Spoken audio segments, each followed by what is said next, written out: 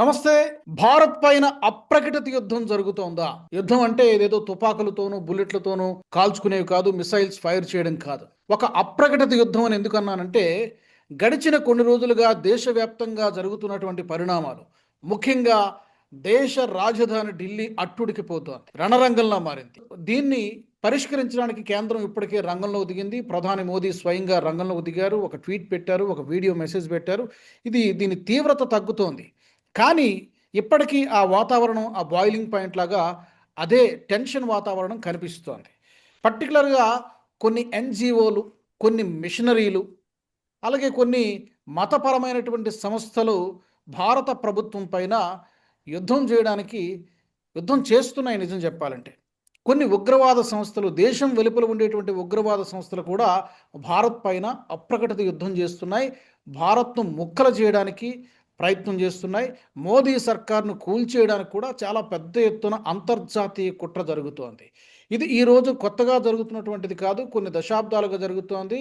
2024 ఎన్నికలకు ముందు కూడా ఇలాంటి ప్రయత్నమే జరిగింది. అయితే గతంలో ఎన్నడూ లేనంత తీవ్రంగా ఇప్పుడు ఎలాగైనా సరే గద్దె దించేయాలి అనేటువంటి ప్రయత్నం ఈ రోజున జరుగుతోంది. మరి ఈ పద్మ వ్యూహంలో ప్రధాని మోదీ గారు ప్రస్తుతం ప్రయాణం చేస్తున్నారు. ఈ యుద్ధంలో, ఈ వ్యూహంలో అతను చిక్కుకుంటారా? లేకపోతే గతంలో తిప్పికొట్టినట్టుగానే దాని నుంచి బయటపడగలుగుతారా? ఏం జరుగుతోంది దేశంలో? Let's talk. నాతో పాటు జాయిన్ అవుతున్నారు డిస్కషన్లో విశ్లేషకులు పేకేటి ప్రసాద్ గారు. ప్రసాద్ గారు నమస్తే. నమస్కారం రాజు గారు. ప్రసాద్ గారు, నిజానికి నేను చెప్పినట్టుగా ఇదేదో ఒక వార్ లాగానే సిచ్యువేషన్ కనబడుతోంది. నెరేటివ్ వార్ ఇది. ఏదో బోర్డర్లో జరిగేటువంటి యుద్ధం కాదు. నేను అలాగే చూస్తాను. నెరేటివ్ వార్ లాగానే కనబడుతోంది. మీ ఇనిషియల్ రిమార్క్స్ ఏంటి? ఇది ఆ, ఇంద్రజిత్తు యుద్ధం అండి. అంటే అంటే ఇంద్రజిత్తు యుద్ధం ఎలా ఉంటుందంటే అంత మాయ. ఎక్కడి నుంచి ఉంటాడో తెలియదు, అక్కడి నుంచి బాణాలు విసురుతూ ఉంటాడు. ఎవరు విసురుతున్నారో తెలియదు, బాణాలు ఎక్కడి నుంచి వస్తుందో తెలియదు. మ్మ్. అటువంటి యుద్ధాన్ని మనము అన్ని పక్కల మనము ఎదుర్కొంటున్నాం భారతదేశం ఈరోజు. అంటే ఎందుకు ఇలా జరుగుతోంది అనేది చూస్తే భారతదేశం వికసిత భారతంగా అవుతోంది, అది దాంట్లో ఎటువంటి సందేహం లేదు. అయితే ఆల్రెడీ అభివృద్ధి చెందిన దేశాలు వాళ్ళు ఓర్చుకోలేరు దీనికి.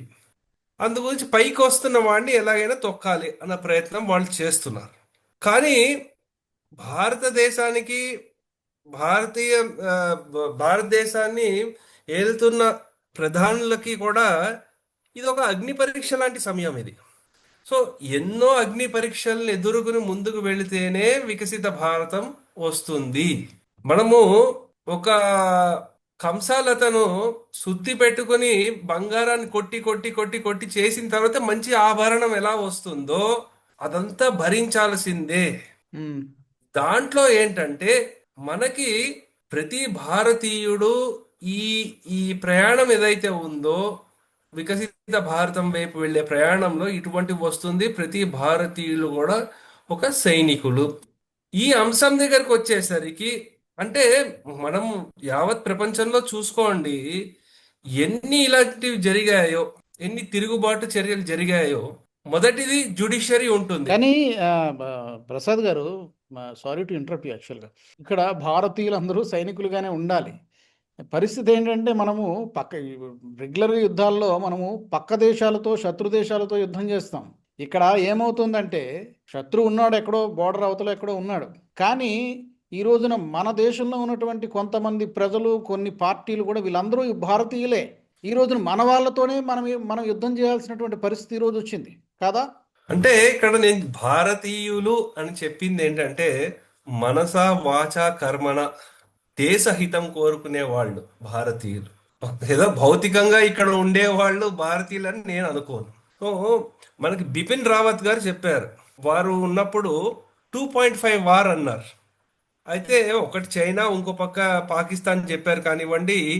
ఈ 0.5 వాళ్ళు ఎవరైతే ఉన్నారో, భారతదేశంలోనే ఉండి భారత్కు వ్యతిరేకంగా పనిచేస్తున్న వాళ్ళు ఎవరైతే ఉన్నారో వాళ్ళు అంటే డబ్బులకి కక్కుర్తిపడి ఇంకా విద్వేషాల్ని రెచ్చగొట్టడము, మతం పిచ్చెక్కిన వాళ్ళు, లేదా ఇంకా ఏంటంటే రాజకీయ దాహం తీరని వాళ్ళు, పదవీ కాంక్ష గురించి దేనికైనా దిగజారే వాళ్ళందరూ ఈ 0.5లో వస్తారు కేటగిరీలో. ఇప్పుడు యాక్చువల్ చెప్పాలంటే పేపర్ లీక్ అనేది చాలా గంభీరమైన సమస్య.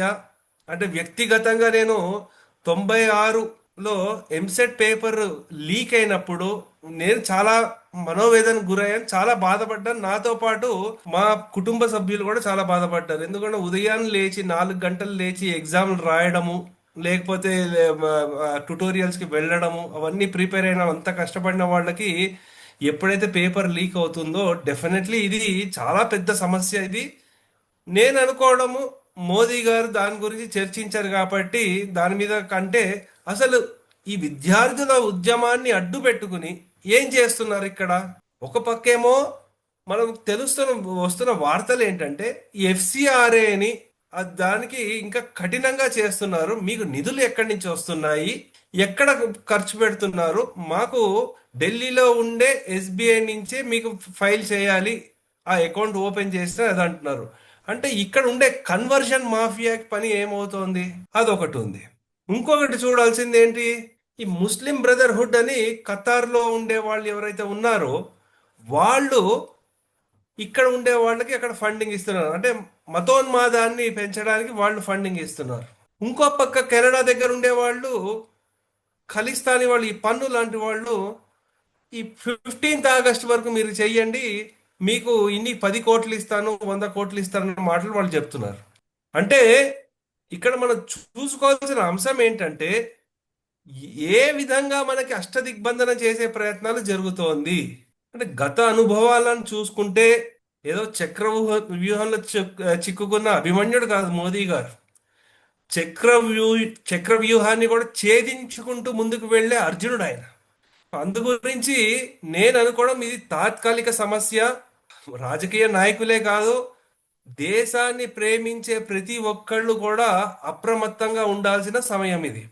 ఒక పక్క మనం చూసుకుంటే అంటే ఇన్ని ఆర్గనైజేషన్లు ఉన్నాయి.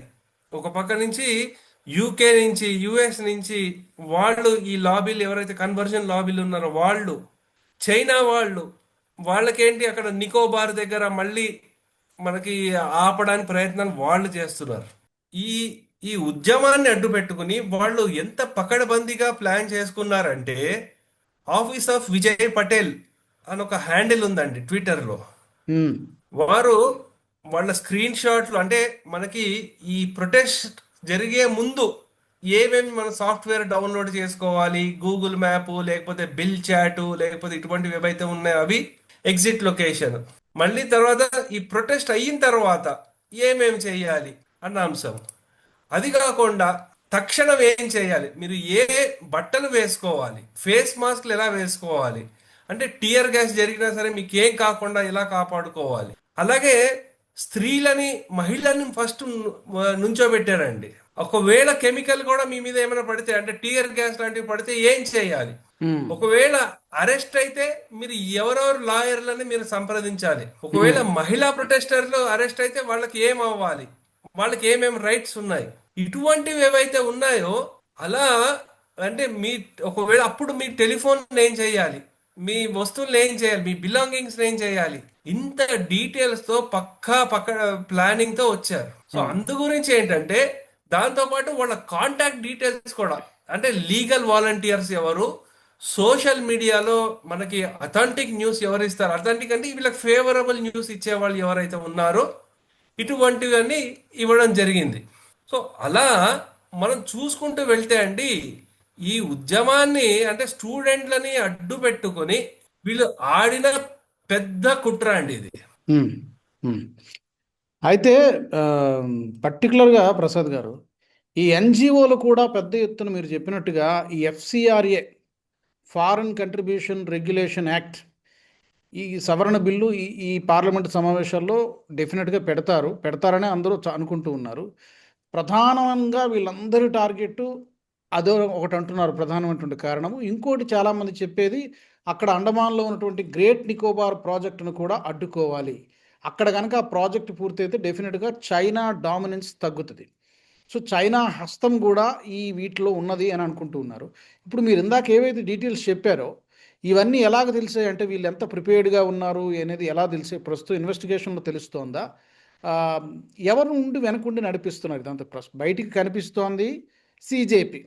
నిజానికి ఉమ్. వాళ్ళకంత మెకానిజం లేదు. అభిజిత్ దిప్ కానివాడు హీఈస్ నోబడి. చెప్పాలంటే హీఈస్ నోబడి. మరి ఎవరు ఇంత పెద్ద దాన్ని ఈ మెకానిజం ఎక్కడి నుంచి ఆపరేట్ చేస్తున్నారు? ఎవరెవరు దీని వెనకాల ఉన్నారని అనుకోవచ్చు మనం? అంటే ఒకటి చూడాల్సిన అంశం ఏంటంటే అండి, ప్రతిదానికి మన సంస్థలు ఏవైతే ఉన్నాయో వాళ్ళు ఏంటంటే వేరు వరకు వెళ్ళి దాన్ని బయటికి లాగుతారండి.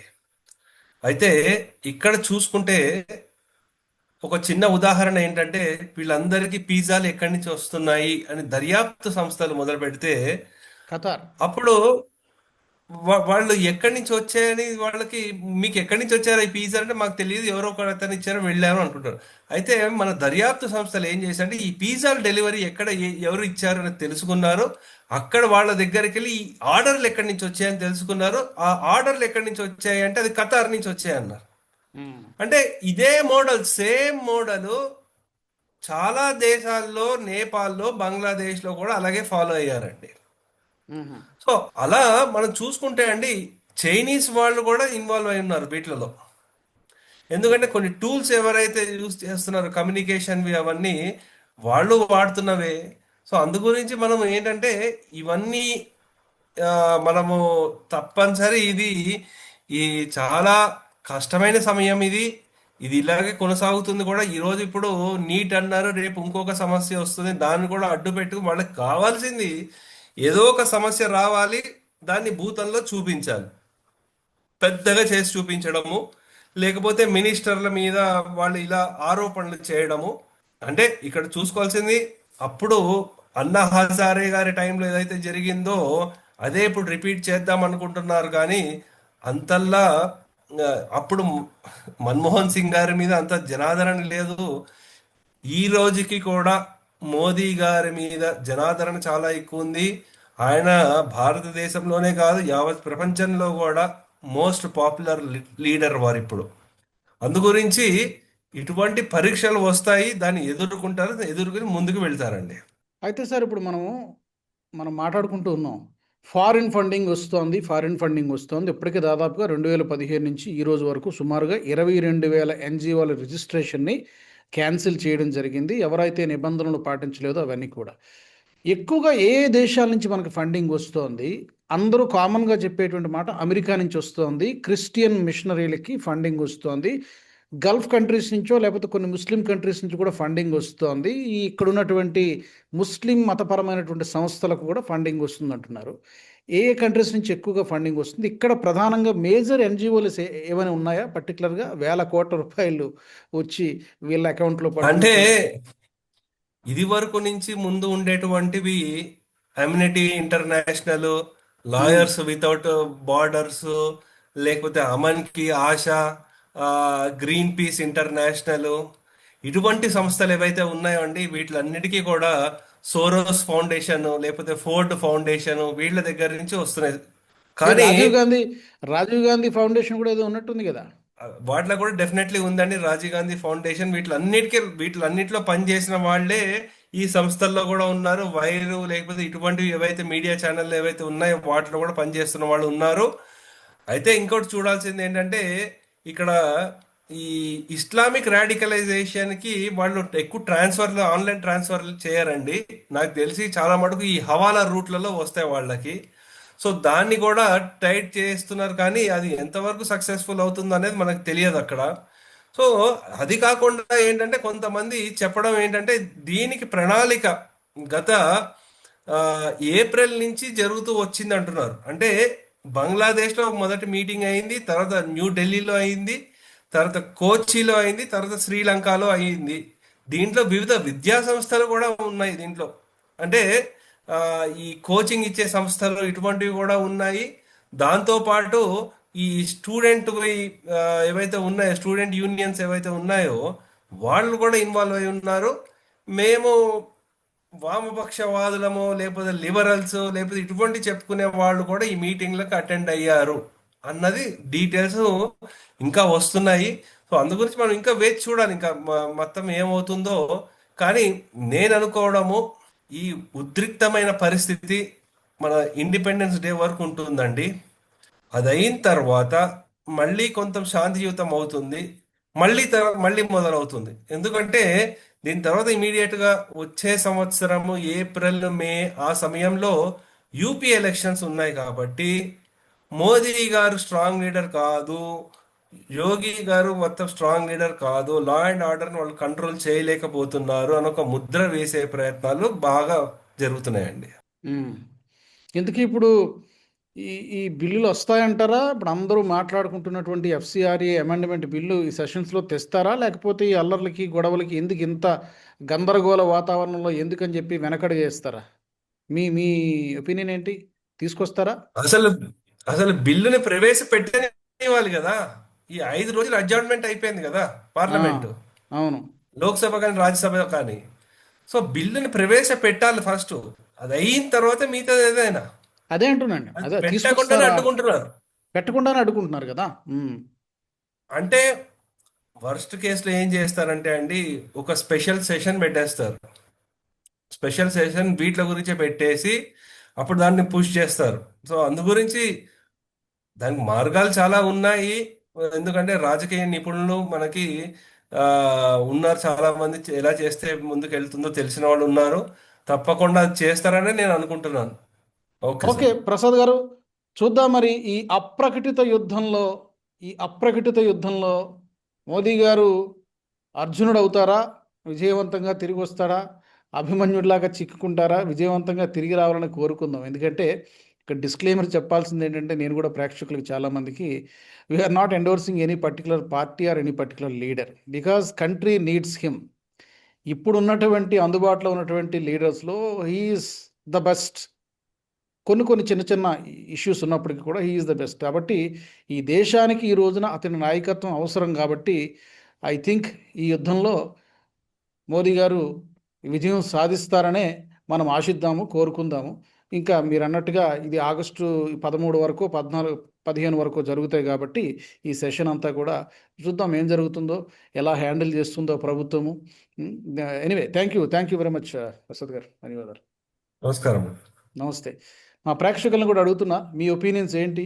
ఈ దేశంలో జరుగుతున్నటువంటి ఈ పరిణామాలపైన ఏం జరుగుతుందని మీరు అనుకుంటున్నారు? ప్రభుత్వం తీసుకుంటున్నటువంటి నిర్ణయాలు, ఇంతవరకు తీసుకున్నటువంటి చర్యల పట్ల మీ అభిప్రాయం ఏంటి?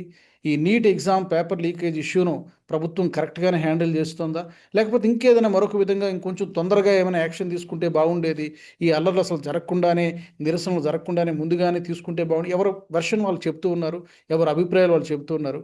మీ ఒపీనియన్స్ ఏంటి? మీరు ఏమనుకుంటున్నారు? ఏం జరగబోతోంది, ఏం జరిగింది, ఏం జరుగుతోంది? తప్పకుండా మీరు కామెంట్ సెక్షన్లో పెట్టండి. వచ్చే ఎపిసోడ్లో మరొక ఇంట్రెస్టింగ్ టాపిక్తో కలుద్దాం. జై హింద్, జై భారత్.